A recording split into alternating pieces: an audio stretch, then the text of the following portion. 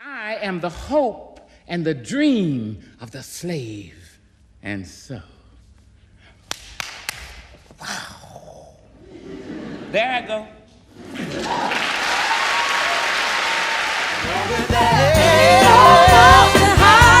There ain't no river wide. Ain't no river wide. Nothing can keep me away. Keep me from getting to you. No.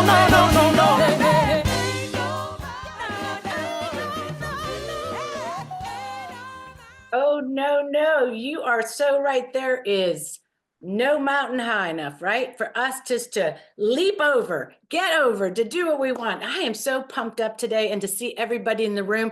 We are almost at 400 people. I think Fennell and Carrie and team, we've made a record today. So that's really great to feel, because I think so many people are rising up. You know, when we were witnessing the other day at the State of the Unstate Union address, kind of that crazy lunatic talking, we did see Al Green, Representative Al Green, rise with that cane in his hand, and he just spoke up, because to him, it was time to speak up, to rise together. And that kind of inspiration is what everybody is bringing today. So I'm so thrilled to have everybody in the room. It's so exciting, but we do have to remember, we talked about this the other day, how we have to use our power and just our privilege, if we have that too, to get into certain rooms. We can't leave any room, any mountain, any peak, any valley uninhabited by people speaking truth, to go listen, to speak, and what we say, evangelize in a way, get ourselves out there, not to be afraid to go to every corner, VFW, American Legion,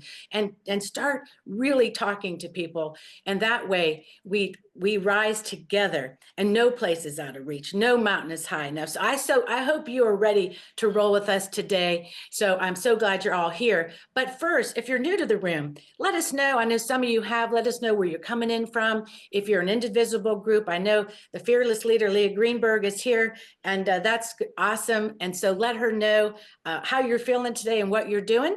And I just want to make sure that we are set and ready to go. So what we do normally is our show business.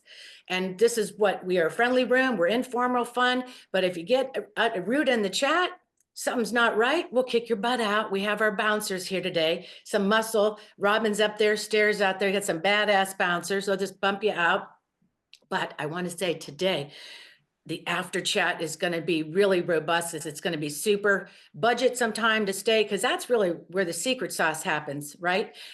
So we get down and we'll have hopefully more conversations with all the Indivisibles and other grassroots group. And I want to say, you know what? We can't do this show without our Patreon members. If you see the backgrounds in the room, that means most of the people with the backgrounds are our patrons. They're our supporters. They love us. They believe in us. Catherine Rice, you're a badass. Thank you. Michelle House, now a badass. Marguerite Mars, a believer, and Karen Fisher, welcome, also another believer. If you want to support our show, very simple. We'll put that link in there. It's $5, $10, $25 a month. That really helps us. And we're on Substack now. And our Substack right now is free. So the Patreon membership is where you want to be. So I want to make sure that we get our show started today.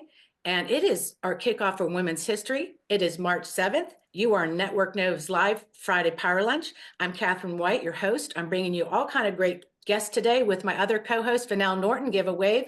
Carrie Shorts over there, our coastal anchor. And we fuel the grassroots community across Virginia, across the nation. And today we are rising for justice. And we are on episode 10. How about that? Year 5. This is our 5th year. And we have some great guests on today. Leah Greenberg, co-executive director at Indivisible. Let's give some clicks for that. And we have a roundtable, and they'll be introduced by Carrie later, but we have some great leaders joining us today with that roundtable with Indivisible. And lastly, we have Judge Susan Crawford. Here comes the judge. She's coming in from Wisconsin, and you know, you all are paying attention. I know you're making calls. If you're writing postcards, let us know. That race on April 1st is going to be super important. So let's get down to it. Let's bring in Fennell Norton, our show messenger, Carrie Short, show anchor, coastal anchor, coming in from Virginia Beach with no bathing suit on because it's too cold. A little cold. It's too chilly. It is a little cold, but you know, Catherine, I'm so glad. This is really awesome. I have to say that I am really sorry for anybody who's not on this call today because I am so excited. I have to tell you, Maya Angelou is just one of my all-time favorites. So before we jump into our power chat, I just want to say a few things about her. Well, first of all, the poem that she did, I Rise, is one of her most popular, next to Phenomenal Woman. But she was born in 1928 in St. Louis, Missouri. She passed in 2014. But there wasn't anything that she couldn't do. She was a poet, she was an actress, she was a singer, a dancer, a director, a civil rights activist, and also a memorist. Do you guys know what a memorist is? That's somebody who has this fantastic memory. They can remember everything. So Is she that was what they're also called? that. I know, isn't that really cool? I But didn't know I there's a think name. I know, right? But most importantly, she just inspires women. You just feel so Yeah. good to be a woman when you listen to her talk about us in that way. Um, Now, so she's fantastic. But the last thing that I want to tell you is, I mean, what would you give to actually meet Maya Angelou, to have met her, Oh, shake her hand, have her say some words to you? When I was in I think college, you did. I think I you have a did. I story. did. When I was in college, Maya Angelou came to speak. And of course, you go up and you talk and hope to have a few words. And she said the kindest thing to me, that when I need a little touch of inspiration, I just think about Maya Angelou holding my hand and whispering those words to me that I shall not tell you. But it was wonderful. Yes, it was really wonderful. So anyway, that's my Maya Angelou story. And I hope that you guys, there is a link in the runner show that we'll put out later so that you all can go and read all about her because she is a phenomenal woman. Now, I know we want to get started with the power chat, right? And Yeah, so, I guess Carrie, that's what we're doing here. yes, yes. So, Carrie, did you want to say anything about Virginia before we move on? Because I got some things I want to chat about today. well, of course. I mean, people are, I feel like I'm drinking from a fire hose right now. I'm sure everyone thinks that everyone else is feeling this, especially our local organizers. There is so much, so many rallies, so many protests, so many volunteer opportunities. And it's really hard. I feel a lot of pressure right now to curate things for our members. Looking forward to talking with the Roundtable about that and how they do that. But it's really, it's tough right now because I went to the Dem meeting last week for the Norfolk Dems, and my girlfriend Jackie Glass came out and said, "Why are we talking about all this stuff? The house is on fire. The house is on fire." And that is really how we feel. It is really hard to focus on all the positive things happening in Virginia right now when our national house is on fire. So I feel we've all talked about this, the idea that we're feeling a little tone deaf right now when we're talking about all the things that we need to do. But I will tell you that I did watch that emergency committee meeting where someone from the Virginia Employment Commission was talking about how these cuts are going to impact Virginians, veterans.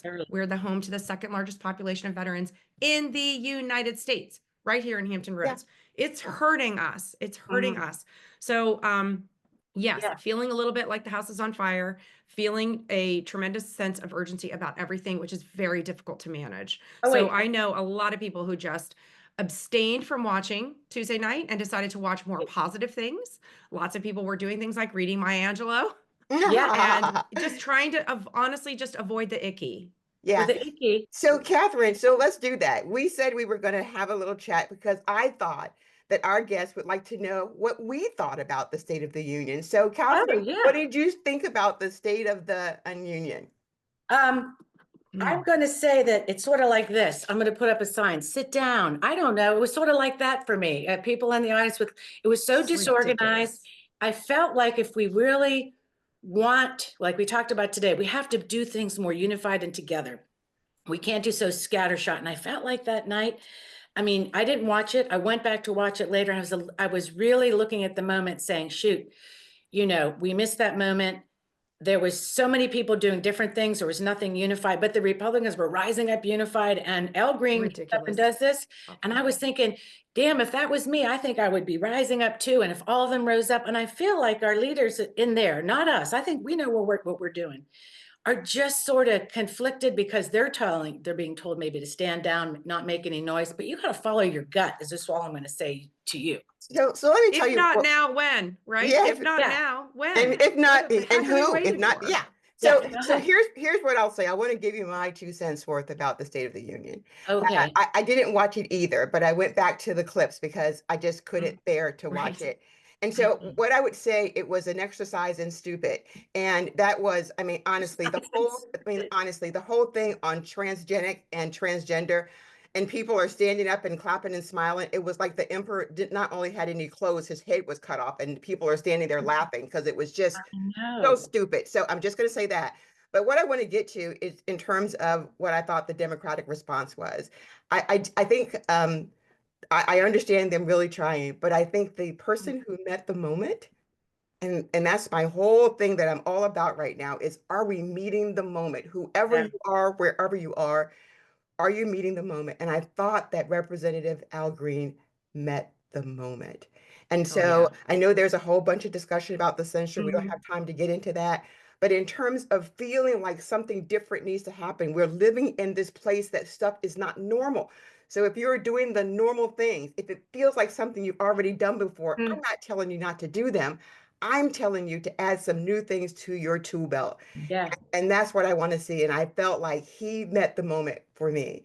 So Right. that's Right. why I'm so excited as we get ready to roll into our guests, is I think that our guests will tell us and show us and listen to us in terms of how do we meet this moment in an unprecedented time. So that's Well, and how do we encourage our members to be brave? We did a whole show about being brave.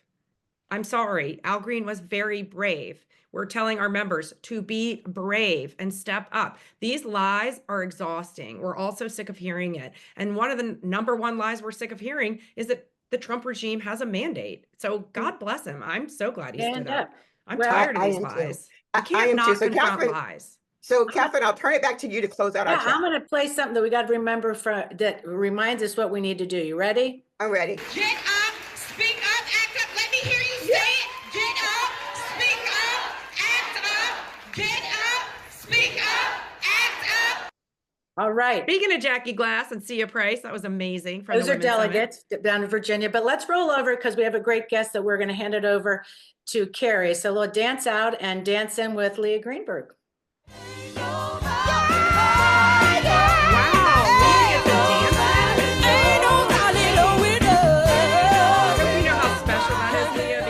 All of our guests do not get dance-ins. I just want to say that right off. I was tempted to just take this off the wall and start playing along, but Check. that was Very very good. cool. Awesome. Well, it's funny because I got so excited to be able to talk to you because you're an OG. You don't look like an OG, but you're an OG because as far as I'm concerned, because I really, despite all my community organizing, didn't really get involved with political organizing until 2017. And there you were with this, like everyone, there's Indivisible. Am I freezing? No, you're not. Okay, I lost you for a second. I saw it, didn't get involved until 2017. I'm so sorry. Yes. So you were right there. Indivisible was there in 2017 with this Google Doc that we all downloaded, and it was so validating to see that someone was out there. We didn't have to pay for it. We didn't have to join anything. We just downloaded this Google Doc, and it really helped give us direction. And this Google Doc, for those of you who don't know, was called the Indivisible Guide. And a lot of us back then, when we were all little baby groups, we would use this guide to curate our communication, figure out how we were going to put together actions. So I'm really excited to have you here because you're one of the founders of Indivisible, who created that guide. Since then, you all have gone on to grow and grow. As we mentioned in our pre-show, that you were listed as one of Time's most influential people, which was amazing, for all the work that you did mobilizing communities with Indivisible. So I'd really like to hear, for those who haven't heard the story before, if you could just give us a real brief rundown on how it all came together. Absolutely. And it is so great to be here. I see some familiar names and faces. I see some new folks. It's always wonderful to be in a community that brings those two together.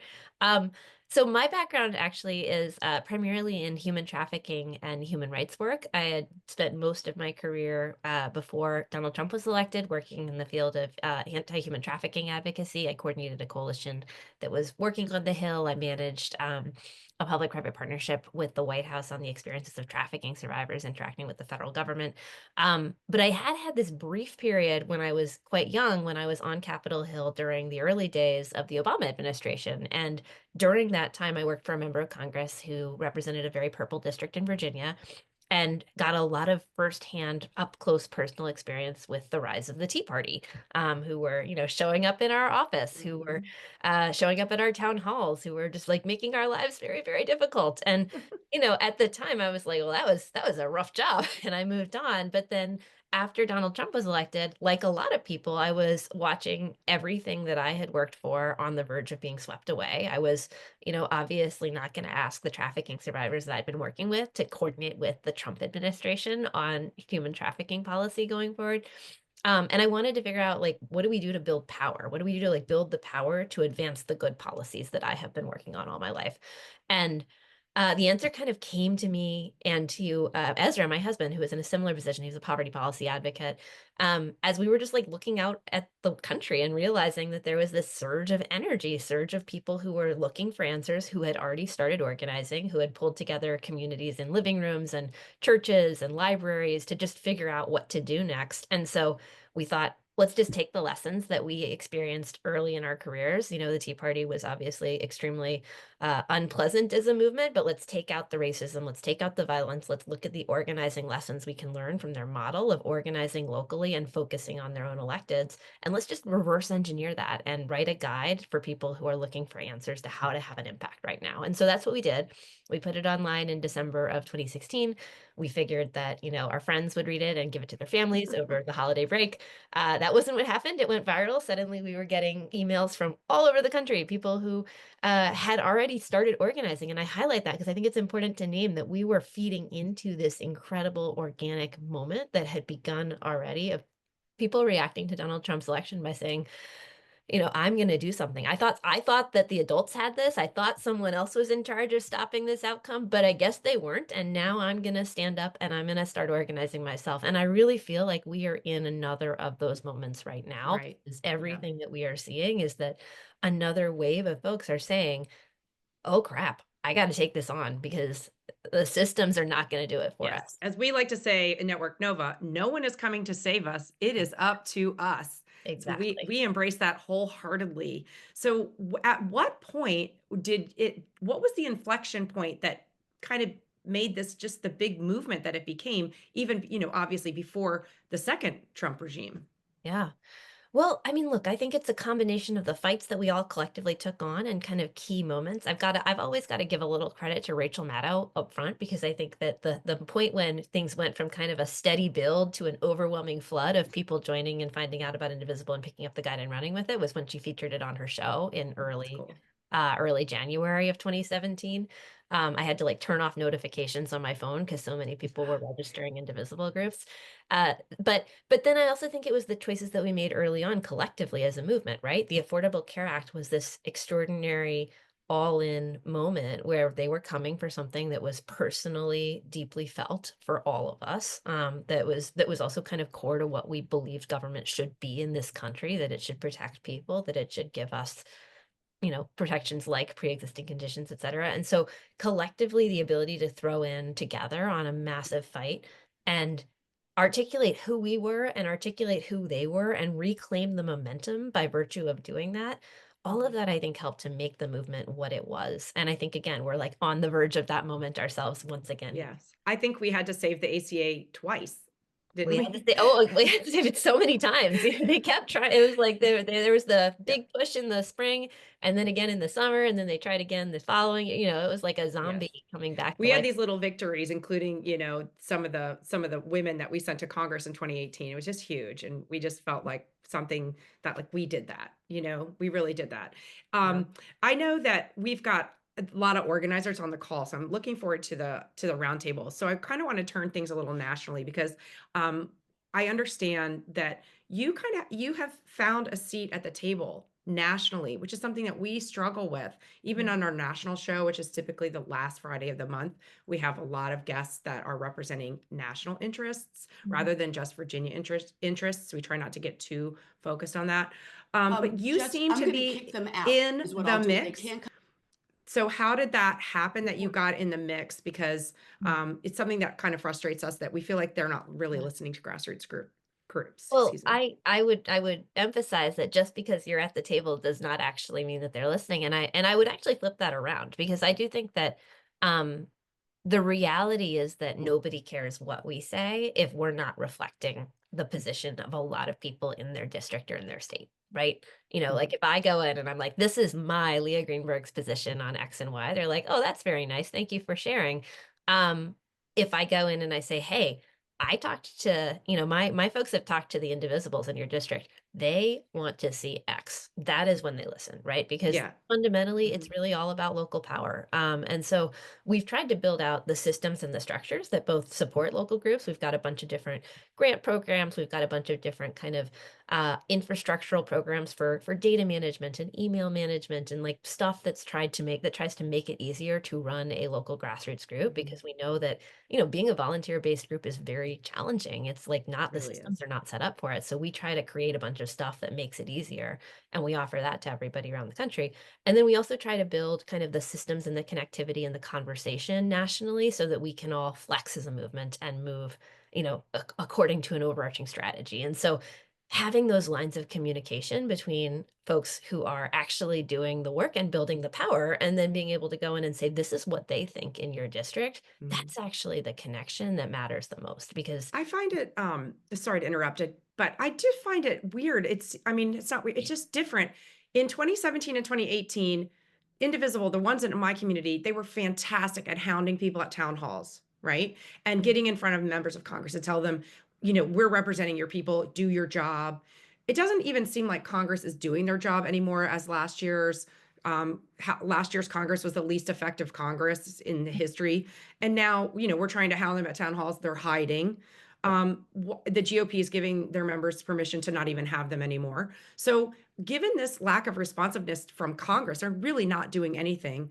What are our tactics now? How have they changed? Well, I would say we're in a really important moment strategically, and I would trace it back to the election, right? Because we did not win the popular vote, right? Trump won a plurality, not a majority, but a plurality of the vote. We're starting with this kind of administration that is just punch drunk on their own power. They're like, we won, we did it, we Right. can do whatever we want, we'll never face any accountability ever again. And we can all talk about some of the things they're doing to prevent that, but like that's kind of their vibe, is we can do whatever we want. The important and crucial thing that we all have to do during this period is apply pressure to any part of that kind of set of pillars of support that they have, in order to fragment them, and in order to fracture them, and in order to undermine the idea that they have a mandate for the things that they're doing. And this is where the town hall strategy features. And I think we should think about it as kind of a two-part town hall strategy, right?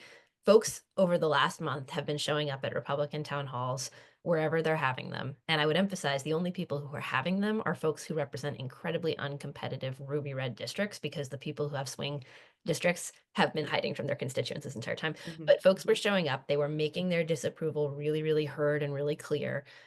That's the first step, is kind of demonstrating that everywhere in the country, including very red areas, there is widespread backlash to what Trump is doing. The second step is how Republicans adapt, right? Like they go into hiding, they stop talking to their constituents and dramatizing that, right? Because if you have a mandate, if the things you're doing are popular, you're not afraid to go talk to people about them. And what we're seeing right now is that they know that this is not popular. They know that this is going to incite an enormous backlash, and they are preemptively cowering as a result of that. And so what we're asking people to do all through March is set up empty chair town halls. Those are town halls where you invite the representative. If they come, that's great. But if they don't come, you have the town hall anyways, and you talk about what their agenda is going to be and how it's going to land on the people in that district. You have an empty chair there for them to, to symbolize the fact that they didn't come. Sometimes you have a person dressed as a chicken. If you want a chicken suit, we've got some. You basically do the work to kind of dramatize the entire situation, and through that effort. And then if you have a Democrat, you ask them to have a town hall themselves and to talk about all the harm, and to show that they're not afraid to be out there in the public. And Yes, through all of that work, throughout definitely. the month of March, we reclaim that mandate of, we have popular support. We have the majority on our side. We are the ones who are not afraid to go talk about what we are standing for in public, and they are. And by applying that pressure, we kind of like, first we take back the popular narrative, but then set in much the way the town halls around the ACA did, But second, we kind of like go back on the offensive and making our case to a broader population of people.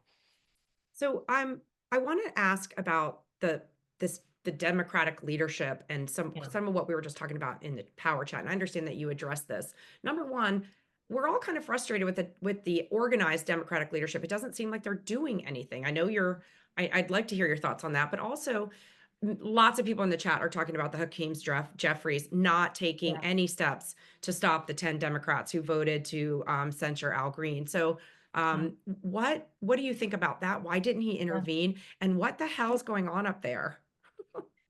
Yeah, no. I just want your Got perspective. it. Yeah, sure. Oh my gosh, where do I start? I think we've got to start with the fact that people are taking very different lessons from the 2024 election. And one of the kind of maladaptive responses that I think people are taking is sort of like, we did not talk about lower prices enough. So thus the only thing we should ever say out loud is something about lower prices. And like, it is not that lower prices are not important. That is a super important part of an overarching story that we need to tell people about what is happening right now. But it is not the only thing Democrats can say in a moment when there is like an actual active effort to, lead a constitutional coup. Like that's just, you can't just decide that you're not going to defend a lot of what or fight back against stuff that is happening because it is not at the top of the polls. So anyway, so all would just say, like, I think there's like a genuine strategy happening amongst a bunch of people across Washington that's essentially, we're going to kind of take ourselves out of this fight and we're going to let people see how bad Republicans are without us being involved or without us kind of, hurting our own polling by mixing it up with them. And I think that's just a profound misread of the moment we are in, the threat we are facing, and frankly, the way that you win these days, because, I don't think that the actual strategy that Democratic leadership had for the State of the Union was, we're going to all go and we're going to sit quietly and we're not going to cheer. And so like, I don't know who. Well, that sure showed them. Yeah, well, I mean, and I don't know who thinks that like sitting quietly while someone insults you over and over again is going to be the look that people are like, yeah, they're strong, they're together, that's great. Ridiculous. And I know there's been like a lot of, like a lot of people made fun of the signs and whatever, but like, look, the folks who smuggled in signs, the folks who walked out, Al Green, obviously, these folks were trying stuff at least. They were, not going to sit and just simply act like everything was normal. And we need more of that in the caucus. We need people to try stuff. We need people to, I think, get caught trying is the phrase. And then we need leadership to act like that's good. Right. Frankly, Why did they censure? Why do you think they did that? I think that they were annoyed that people didn't do what they asked and they decided to not offer party support for people who didn't do that, right? I mean, I think fundamentally We've it was seen that. not spend political capital, not spend organizing capital trying to align their members on this. And, they spend that when they think it's important. Like, I think it's a great question for us to be asking all 10 of those folks who did vote for the censure. I think it's a great question for us to be asking Democratic leadership, because it is bananas that Al Green has been censured. And, the guy who led the January, like for shouting at the guy who actually tried to lead a violent coup in our nation's capital. This is right. And we all remember Marjorie Taylor Greene was not censured. So right. Exactly. Watching that happen. There's a wild hat gap, for lack of a better term, in the parties. Like, Republicans stay together on this stuff.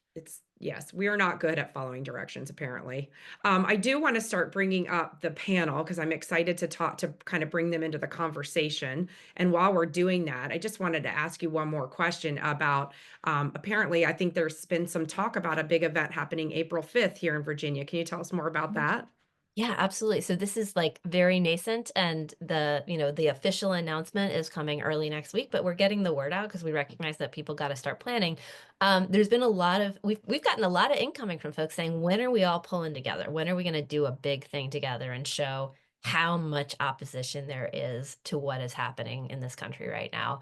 And we agree. We think it's time. We think that, the moment has come to try to like mass together and actually show how many people are horrified by what is happening, and in doing so bring in a whole new host of people. And so we've been working with a set of partners. We've got April 5th as the date that we are going to launch collectively. That's a Saturday. We are going to launch more publicly next week, but if you are somebody who is going to be organizing or who is thinking about pulling together a demonstration in your town, in your community, get ready. We think it's going to be big, and we think it's going to be really powerful because, frankly, it's time for us all to come together, be in community, and feel each other's strength. Yeah, well, you can count on us. Whatever it is, we're in. We don't know what it is, but hey, we've done dumber things. So I'm excited to welcome some leaders from local indivisible groups up to kind of have a little roundtable. I've got a few questions. We're not just didn't want to just open it up because we do have limited time. We have a really exciting guest coming up later today that I really want to hear from. So I just want to briefly introduce Michaela Pond from WOFA, which is, forgive me, but it's We Have Action, right? Got it. And then we have Joanne Collins from the Herndon Ruston Indivisible, and Luke from Indivisible Nova West. And do we have Alexa? Yeah, we do. Alexa from New River Valley. These are 4 Indivisible chapters here in Virginia. So I would really like to hear from them because I'm also an organizer. We're not affiliated with Indivisible, but I think after Jake's presentation a couple weeks ago, we're going to be affiliating. But I want to know what I saw in terms of the mission and the values of Indivisible really resonated, this idea of this virtuous cycle of advocacy and elections. You will not find a more virtuous cycle than Virginia, where we have elections every year. So I just wanted to ask the panel, we can start with Alexa. What do you do to keep your members engaged when we are 365? That's a very good question. Can you hear me okay? Yeah, sure. Okay. So one of the things I just want to say, we started back in 2017. So we had, I would say, 150, 200 people that showed up like right afterwards. And so we were on it, right? People were upset and angry. And then at some point it trailed off and our numbers got, quite low. So there was 5 of us at some point and we decided we were going to keep going. We never really stopped. And so then when this, second T2, which I refer to it as T2 came, we started getting more people back. And I would say we're getting maybe 5 people a day requesting to be on the email list. So we're getting a lot of folks coming in. That's great. I know, sorry, We Have Action, you guys have been pretty consistent too. You're no snowflakes. How are you doing it? We are just getting our word out there, and thanks to Indivisible and our new regional organizer, we have access to Mobilize, which was a game changer. So helpful. We did the free trial this summer for our postcard parties, and we got a lot of new members. But then when we went to get the real application for $3,000 or whatever they wanted, we were out. So thank you, Leah, for making sure that we were able to get mobilized. That's been a game changer. You put in the zip code, Arlington, Virginia.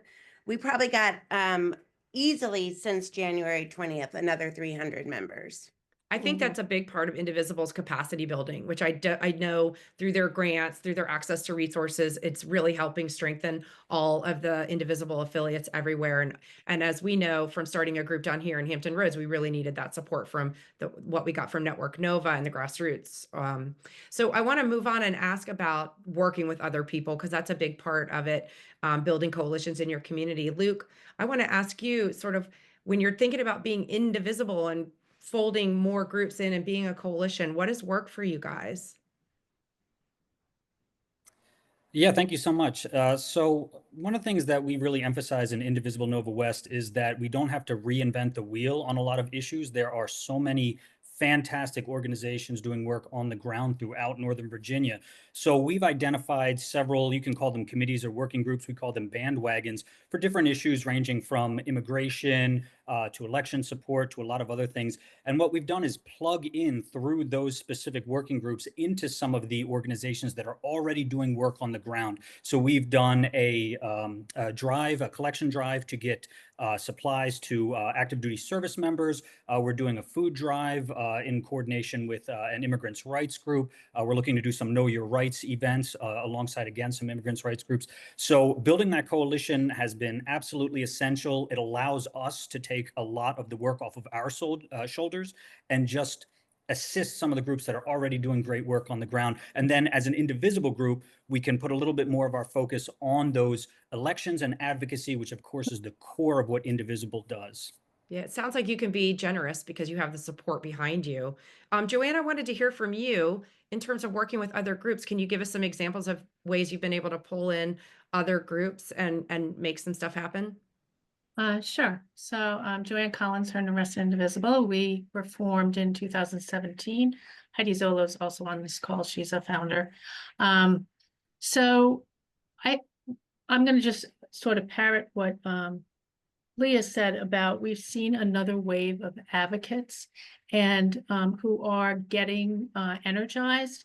And so one of the things that I've been working on that is going to be happening this Monday down in DC is something called Shut Down the Coup. And so 20 indivisible groups from across the Northern Virginia region have banded together to organize this event. And really the people leading it are literally these new wave of indivisible groups who brought some of us in who have been established for a while.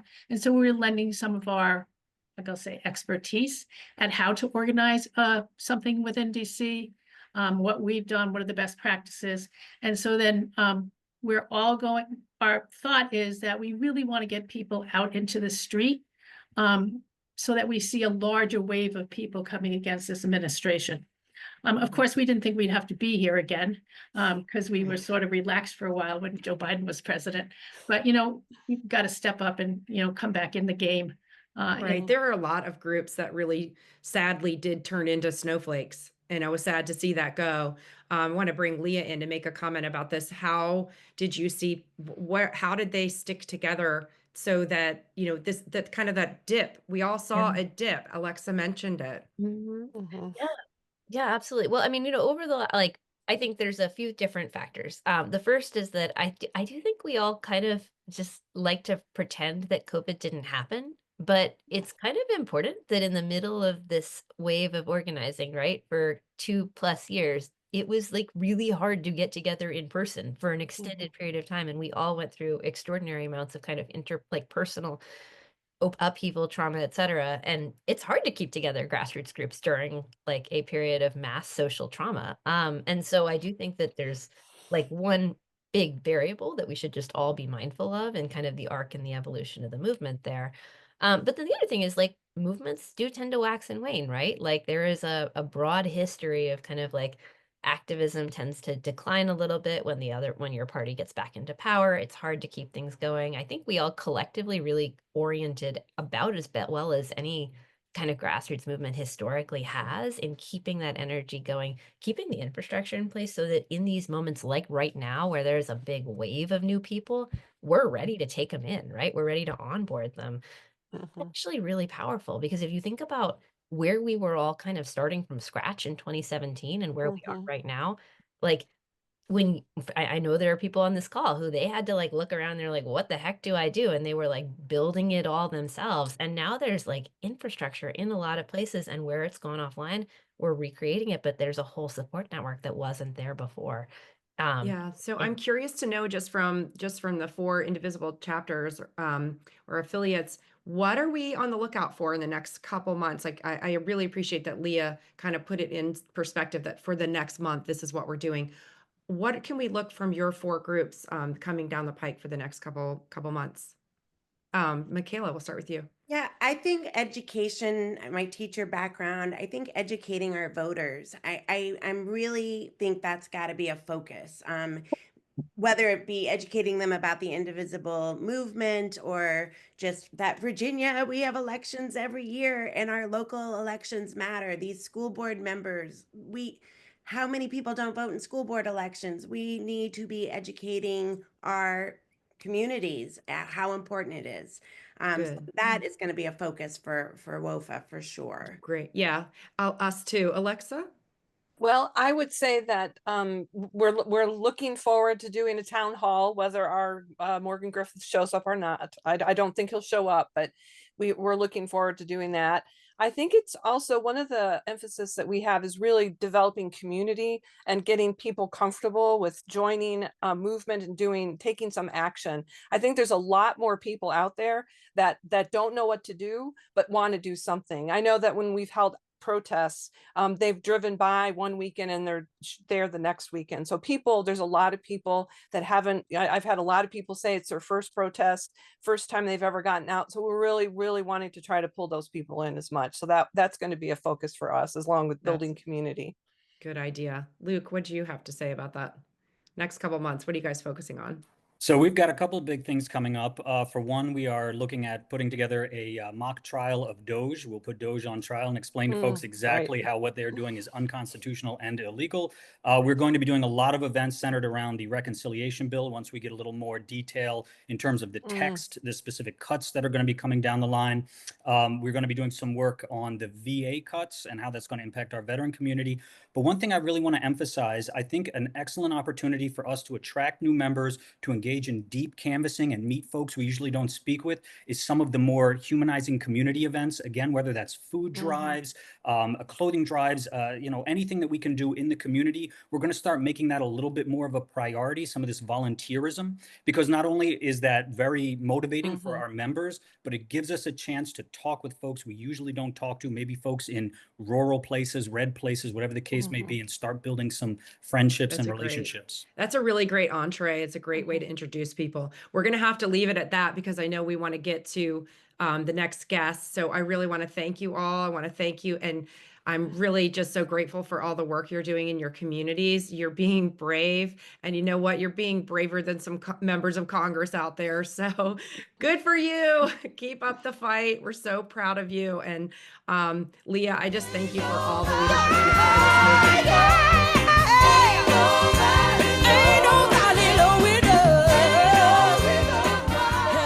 I want Carrie. I feel that way right now. I feel that way. I'm ready. Nothing high enough. I'm ready. It's good. So I'm going to say to everybody in the room, the after chat after 1 o'clock, we're going to tune it. We stop the record and we get down to some really good conversation. So stick with us. Carrie, thank you for that great and I mean, it was just awesome hearing from Leah and the group. So thank you so much. And let's segue over to Here Comes the Judge. Here comes the judge. I am so excited. So grateful you to be here. Hello, Judge Susan Crawford. Hi, Catherine. Hello. Hi, everybody. Are you just pumped up to be here? Oh, yeah. I am. We danced into Ain't No Mountain High Enough, and we did a poem by Maya Angelou, I Rise. And so we rise for you, Judge. We give you that respect. We're so grateful you are rising up to run for office. I mean, we all know in this room, we're going to put your Act Blue link in here too. Everybody put some money in that cup. We want to make sure that you get elected because we are so worried about justice. And Wisconsin, your election is April 1st. And so I'm just going to open it up to you to inspire us about your race. Kind of why you're rising for justice. And also maybe if you want to talk about women's history a little bit, how that ties in maybe. Yeah. Well, thanks for the opportunity to speak to you all today. And I am inspired by you. And maybe I need to adopt Ain't No Mountain High Enough as my campaign theme song. You can have it. I love it. I'll mix it for you. Thank you. Well, so, the election's April 1st. That means we have, I believe, 25 days to go. We are getting into, the final crunch time of this campaign. And this is a super important race in Wisconsin. It is going to determine the future of our state. It's going to affect the fundamental rights and freedoms of every Wisconsinite. And obviously there are national implications as well. Our state Supreme Court is called upon to resolve disputes involving voting rights and elections and election results pretty much every term, every single year. And, Wisconsin is a swing state and those decisions matter. In 2020, I think many of you know that the Wisconsin Supreme Court turned down an effort by Donald Trump's campaign to throw out over 220,000 votes in Wisconsin after the election. And by a 4-3 margin, the Supreme Court said no and upheld the election result in Wisconsin. My opponent, Brad Schimmel, says he thinks Donald Trump was screwed by the Wisconsin Supreme Court.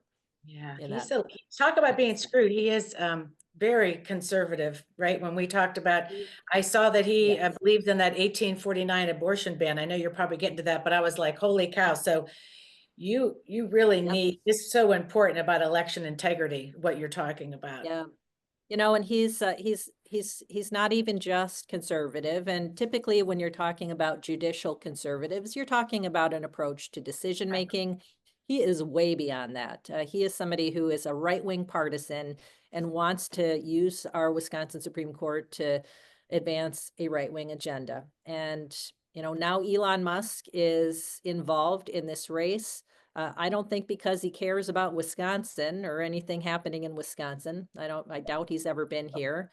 But he wants Brad Schimmel on the court to advance the Trump agenda. And Brad Schimmel has said as much himself, that he wants to be part of Trump's support network, is the way he said it. So, you know, we need to maintain a Supreme Court that's protecting the rights of Wisconsinites, protecting our fair elections and democracy in Wisconsin, and making sure that it does not turn into an arm of the Republican Party. That is not the purpose of our courts. So Yeah, and this let election- me Yeah, go ahead. I'm sorry. Go ahead, Catherine. No, I was just saying, well, this past election too, Wisconsin was very close in coming in for Yes. Harris. But so in the sense of Yeah. looking at your numbers for the election, and we're so motivated. We love Ben Wickler, a friend of the grassroots, somebody who's just built so much, just like you said, common sense kind of views of the state, getting people organized. So what are you seeing on the ground are people excited about your campaign, both on both sides of the street, let's just say, but are people really want now some common sense judge like yourself, somebody that's impartial, that's somebody that cares about really making decisions, not about politics, but what's good for Wisconsin? Are you feeling like people right now are hungry for that this is what they are telling you they want?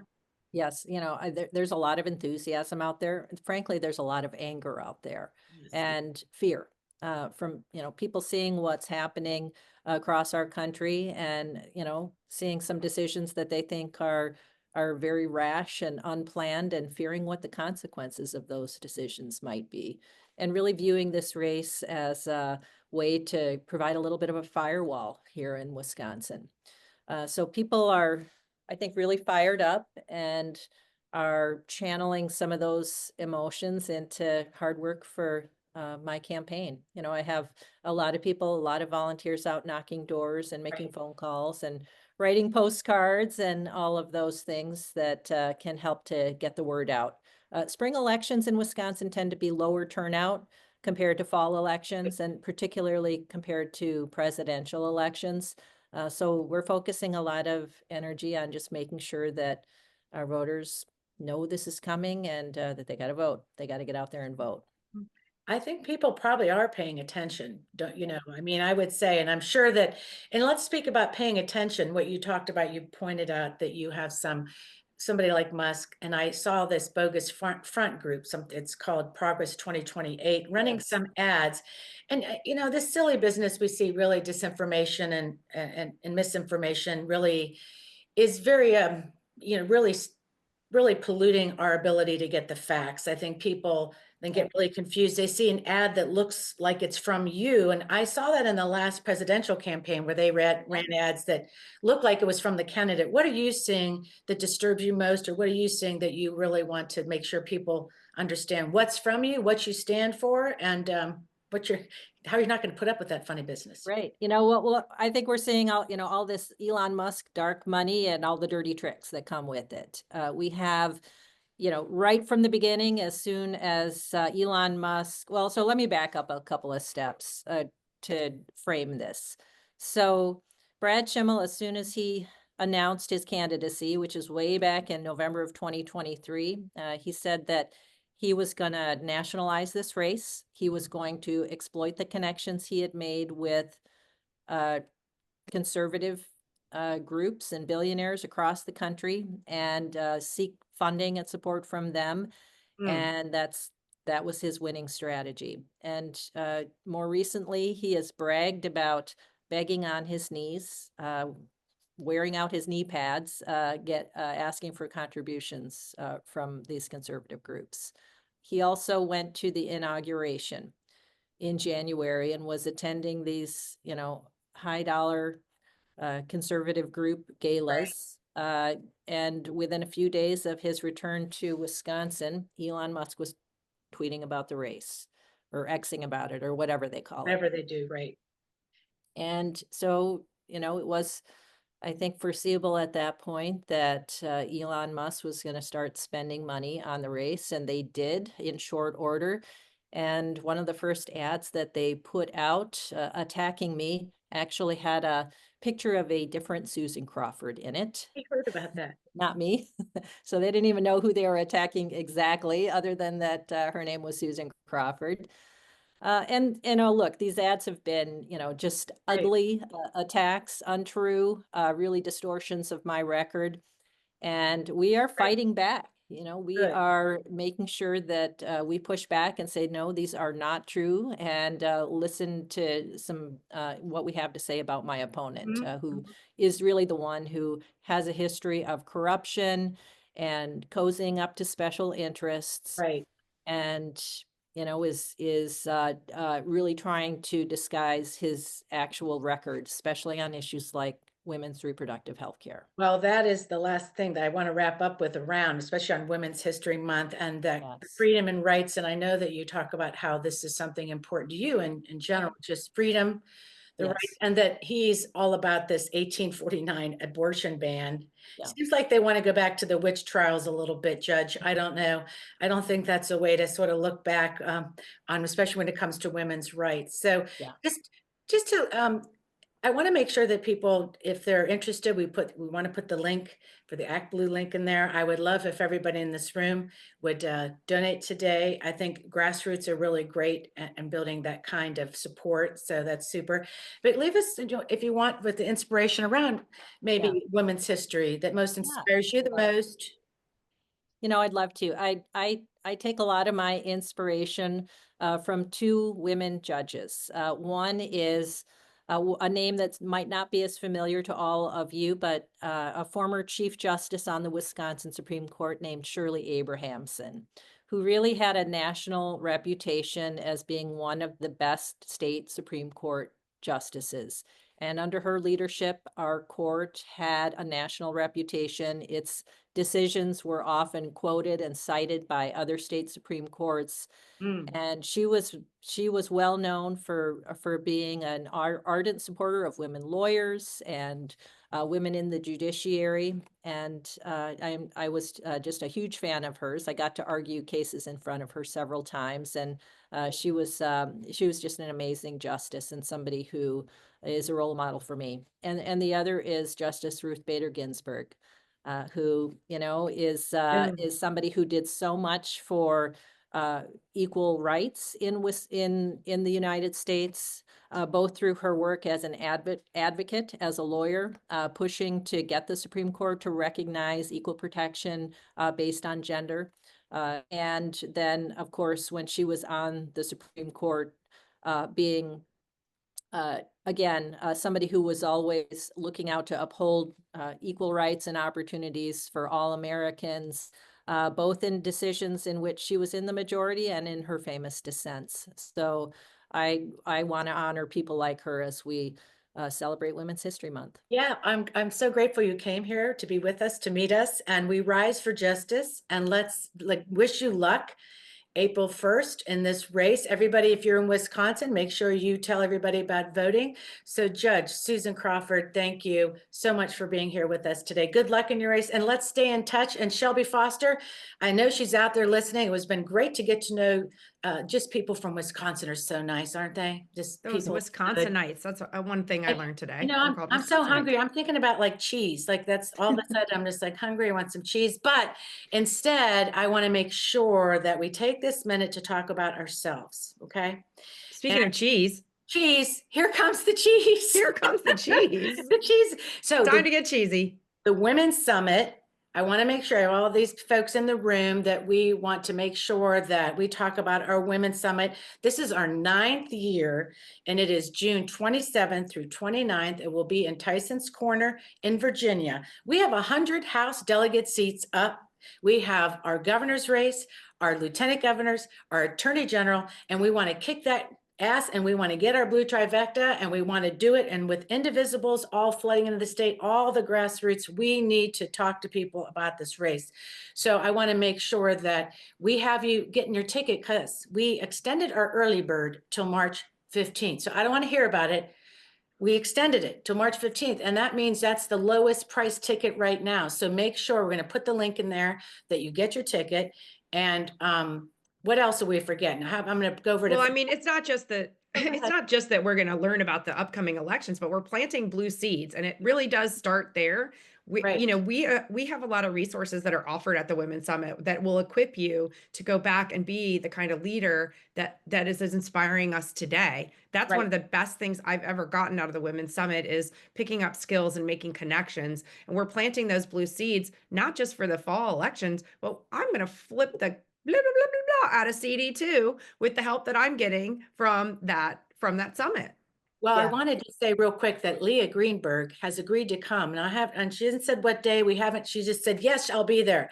So we'll hold her to that. Antoine Seawright is going to be there. We know that we're going to have our favorites. So we know, like you said, we're going to bring around how we're going to be learning. But for now, tell us some things we're going to be learning, because you shared some good stuff and strategies with us today. Yeah, so I'm really excited. So here's what's most important, is that when you come to the summit, when you leave, we will be 4 months from the election in Virginia. Yes. 4 months. And so that means that you have to come and be in those groups, be in those learning groups, so that you can pick up what Carrie is talking about, what Catherine is talking about, because we're going to give you the skills that you need. We are always talking about the tactics and actions that we believe work. And now it's time for us to put our money where our mouth is, and we're going to give you that.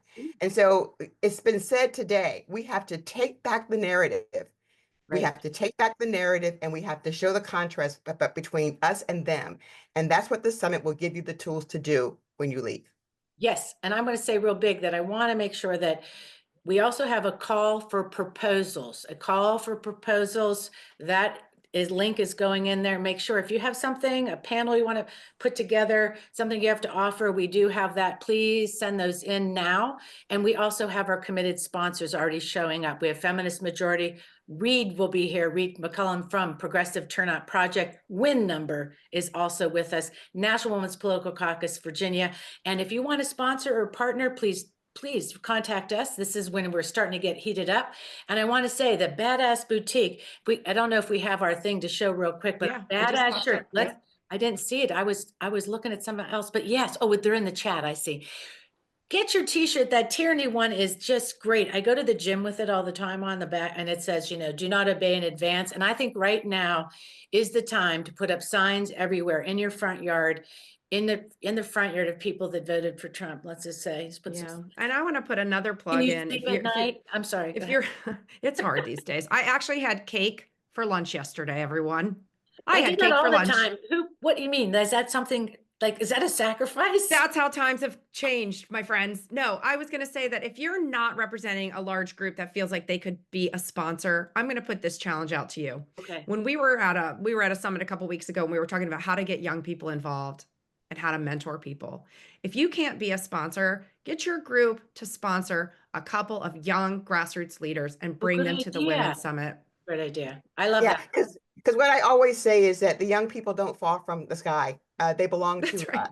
And so you've got someone in your family who is a young adult who would benefit from the summit. The other thing I want to say, Catherine, not just the summit, we want you to come back next week. Think about this. We have Sky Perryman, who was a guest at the State of the Union. Right. And she's been on the show. They've also done court cases and had people get their jobs back. We had Public Citizen come to the show. They've also had some court cases that have also been overturned. So the court isn't going to be the only thing that saves us, but it is what's saving people's jobs right now. So these are the guests that we bring to the show to inspire, give us help, actions, and tactics. So this is the way we want you to spend your lunchtime. Yeah, eating cake And Eating then cake. eating cake is good. And lastly, join our Facebook group. I know if you're on Facebook, or you just want to be in a private group, we'll put that information in there, and like our page on our YouTube and our Substack, because like I said, again, we had Lisa Gilbert on for Public Citizen. We're going to have also next week a really great show with Planned Parenthood Virginia with Jamie Lockhart. And also we'll be talking about with Vicki Ringer, who is the South Carolina Planned Parenthood advocate or community thing I don't have in front of me.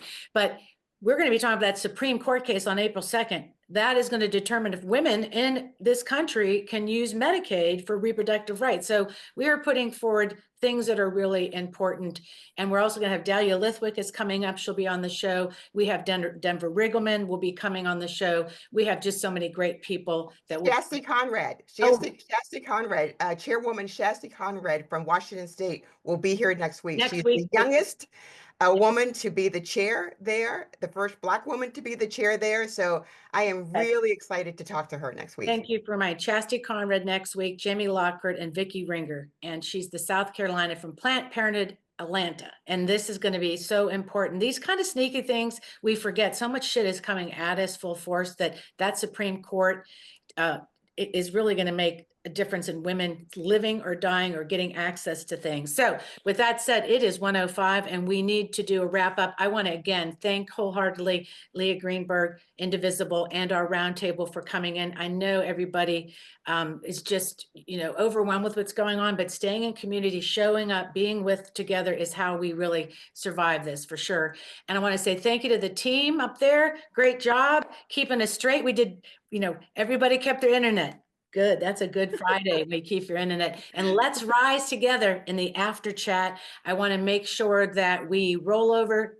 Dennis, if you want to get our ending credits up, this gives us a chance to take a quick break while we get to the after chat, 1 p.m. till about 1:45. And thank you again to our patrons. Like what you see, please put a little bit in our cup. We deserve it. Thank you. See you on the other side. Going to get some Great cake. show. Thank you. Go get some cake. Get a piece for me too.